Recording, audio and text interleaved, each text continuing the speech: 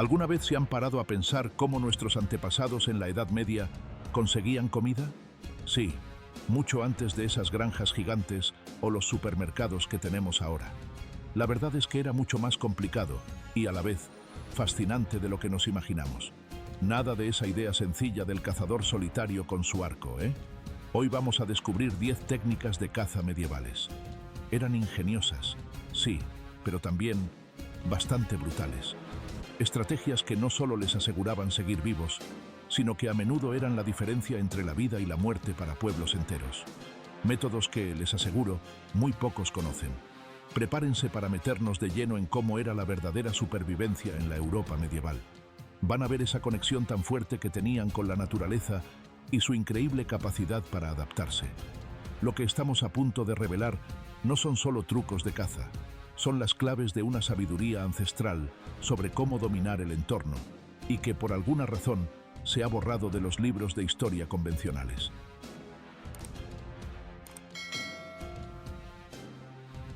Capítulo 1. La caza con redes gigantes. La estrategia de la emboscada. La caza en la Edad Media no era siempre cosa de una sola persona. Una de las técnicas más impresionantes y de las que menos se habla era usar redes monumentales. No estamos hablando de pequeñas mallas para pescar. Piensen en estructuras que podían ser tan altas como un árbol grande y que se extendían por cientos de metros. Las ponían con una precisión increíble en lugares clave, como pasillos estrechos en el bosque, cañones o donde los animales solían cruzar. Equipos de cazadores, muchas veces ayudados por gente que hacía ruido para espantar a los animales y por perros muy bien entrenados, trabajaban juntos.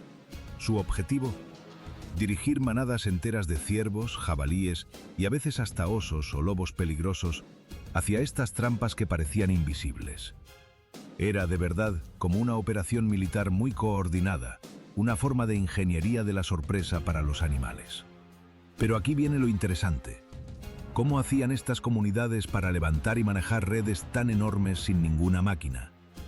Y quizás más importante aún, ¿qué hacían con una captura tan grande antes de que la carne, que era vital para ellos, se echara a perder en un mundo sin neveras? La respuesta a esto último es una prueba de lo ingeniosos que eran para conservar la comida. Una sabiduría práctica que hoy nos parecería casi mágica. Capítulo 2. La cetrería. El vínculo especial con el ave cazadora. Para la gente de la nobleza en la Edad Media, la caza era más que una necesidad. Era como un arte muy complejo, una forma de demostrar su estatus. La cetrería, que es el arte de cazar con halcones y otras aves rapaces, es una de esas técnicas tan sofisticadas que hoy nos cuesta entender. Entrenar a un halcón desde que era un polluelo, o incluso atrapar uno salvaje y domesticarlo para que cazara conejos, aves y hasta animales más grandes como zorros, pues requería años de paciencia, una dedicación enorme y una conexión casi mental entre el cetrero y su ave. El halcón no era solo un aliado, era como un dron viviente, capaz de alcanzar altas velocidades y ver a sus presas desde alturas y distancias que el ojo humano ni soñaría. Pero antes de ver lo eficientes que eran, hay que saber que no cualquier ave servía. La elección de la especie, el momento de la captura y todo el proceso de entrenamiento eran secretos que guardaban celosamente solo unos pocos maestros cetreros. ¿Cómo lograban que un ave nacida para volar libre se convirtiera en un aliado tan fiel, obediente y mortalmente efectivo? Su conocimiento del comportamiento animal, de cómo pensaban las aves, era asombroso. Era una especie de ciencia práctica que hoy consideraríamos un saber muy exclusivo. Capítulo 3. Fosas trampa escondidas. El juego peligroso del engaño bajo tierra. Menos famosas, pero brutalmente efectivas y silenciosas, eran las fosas trampa. Estas se usaban sobre todo para animales grandes, peligrosos o difíciles de cazar, como jabalíes, lobos o en algunos lugares hasta osos. Eran hoyos profundos que camuflaban con mucho cuidado usando ramas, hojas y tierra, diseñados para que el animal cayera y se quedara atrapado sin poder moverse. Piensen en ellas como un pozo sin salida para cualquier criatura que, sin darse cuenta, se metiera en su camino. La verdadera habilidad no estaba solo en camuflarlas perfecto, sino en elegir el lugar estratégico. Senderos que los animales usaban mucho, sitios cerca de donde había agua, o zonas de pastoreo que ya conocían. Aquí es donde se pone interesante. ¿Cómo se aseguraban los propios cazadores, que se movían por el mismo terreno, de no caer ellos mismos en estas trampas mortales que habían hecho? Existía un método muy ingenioso para marcarlas de una forma casi invisible para el animal salvaje, pero vital y clara para el humano que las había puesto o que las revisaba. Esto es un dato especial que demuestra lo mucho que entendían su entorno y cómo podían moverse en un lugar lleno de peligros ocultos. Capítulo 4. La pesca con peces vivos. El engaño en el agua del pescador medieval. No toda la comida se conseguía solo en la tierra o en el aire. Los ríos, lagos y estuarios eran fuentes muy importantes de proteína. Los pescadores medievales no se quedaban solo con las redes y anzuelos normales. Una técnica poco conocida pero muy eficiente, usaban peces vivos como carnada. Imaginen esto.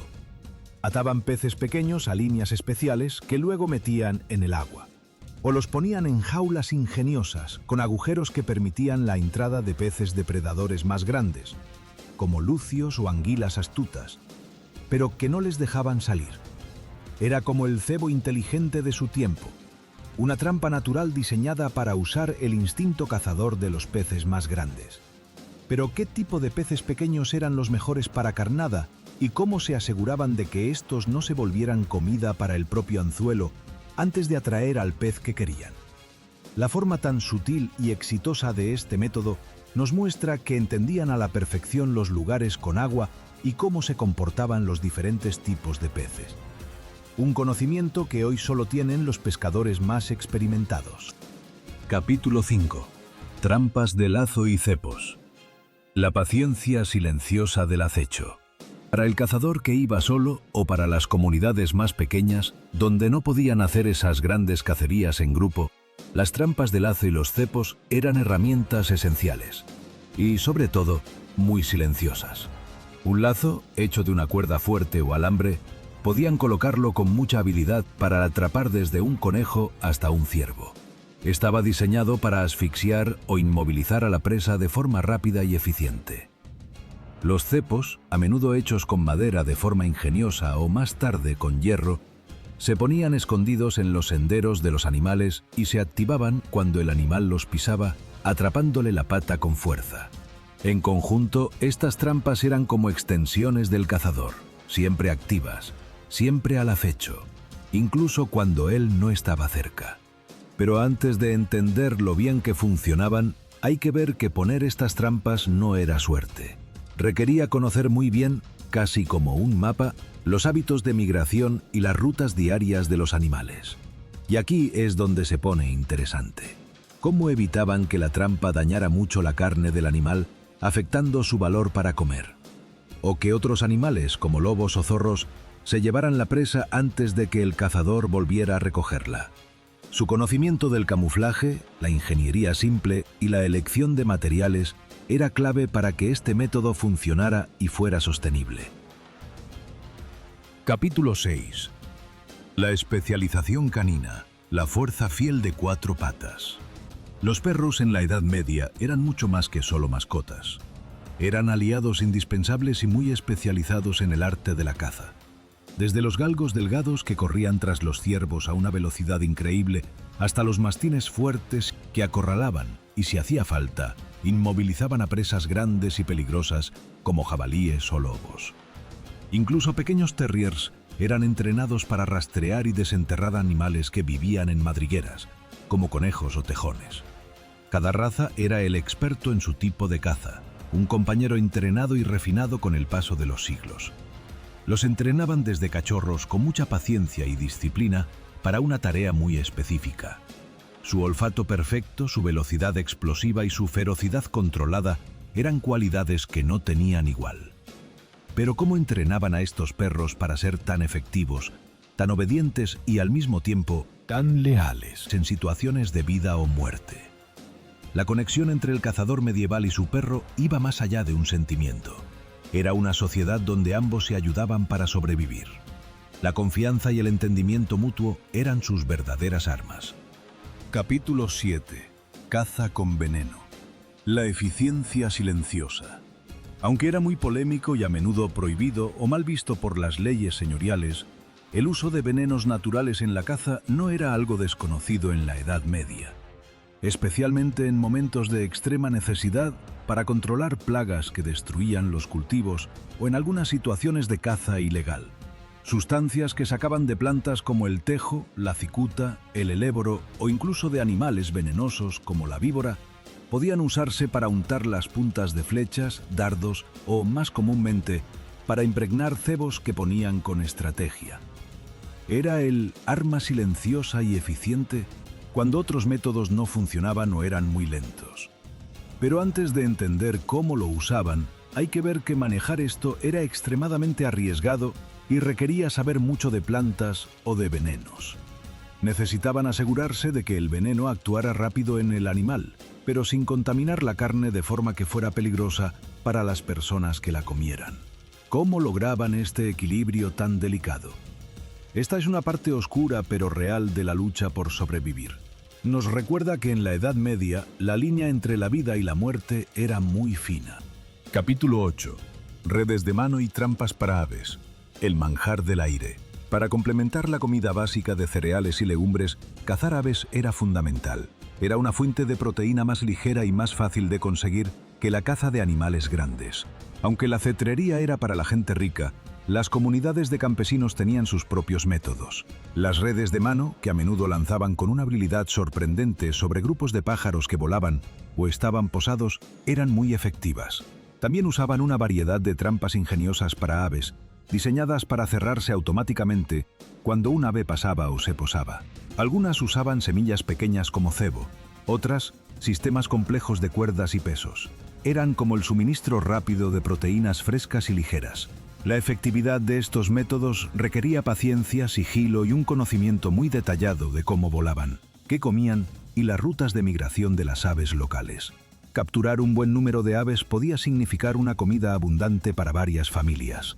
Capítulo 9. La caza subterránea. El último recurso en la desesperación. Cuando las cosechas no eran buenas, cuando no se conseguía cazar animales grandes y el invierno apretaba con su frío, los campesinos medievales no dudaban en usar la caza subterránea.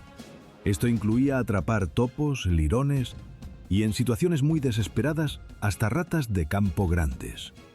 Aunque hoy nos parezca algo asqueroso o impensable, para ellos era una fuente vital de proteína que podía marcar la diferencia entre el hambre extrema y sobrevivir. Estos pequeños animales los atrapaban con trampas sencillas, a menudo hechas de barro y ramas, o los desenterraban a mano de sus madrigueras. Era el último recurso para no morirse de hambre, una clara muestra de que en la Edad Media ninguna fuente de alimento era despreciable cuando la propia vida estaba en juego.